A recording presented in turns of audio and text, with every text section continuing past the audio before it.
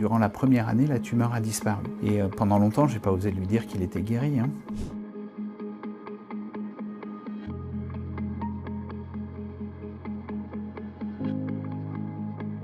Lucas, il est atteint de ce qu'on appelle un gliome infiltrant du tronc, situé dans une localisation très profonde du cerveau. Donc, moi j'ai vu cette famille, je leur ai parlé de la gravité de cette maladie.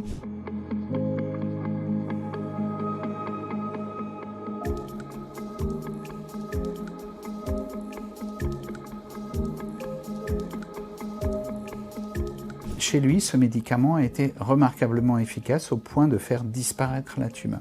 Ça n'était jamais arrivé, personne n'a jamais rapporté ça, et moi qui ai maintenant une certaine expérience, je ne l'ai jamais rencontré non plus. Durant la première année, la tumeur a disparu. Et après, on a continué à faire des IRM, on n'en croyait pas nos yeux, et on s'est dit à un moment, elle va réapparaître. Et je n'ai pas osé arrêter son traitement avant la 5e année de traitement, parce que j'avais peur de ce qui se passerait si j'arrêtais le traitement. Et en fait, Lucas m'a un peu devancé parce qu'il a arrêté spontanément de prendre son traitement. Et un jour, quand je voulais lui represcrire le traitement, il m'a dit « mais j'en ai encore ». Et je lui ai dit « ça, c'est pas possible que tu en aies encore, je te prescris cette fois juste la dose qu'il faut ».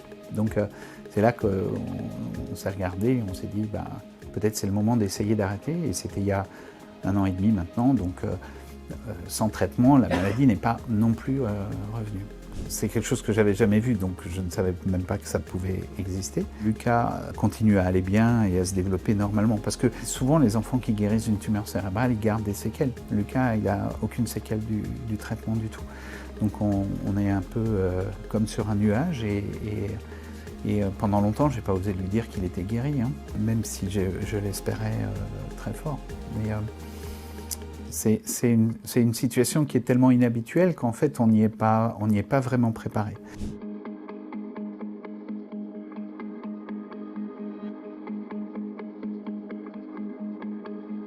Une première dans nos thématiques. Mieux comprendre ce qui s'est passé lors du traitement de sa tumeur va sûrement nous apprendre comment traiter d'autres enfants qui sont dans les mêmes conditions.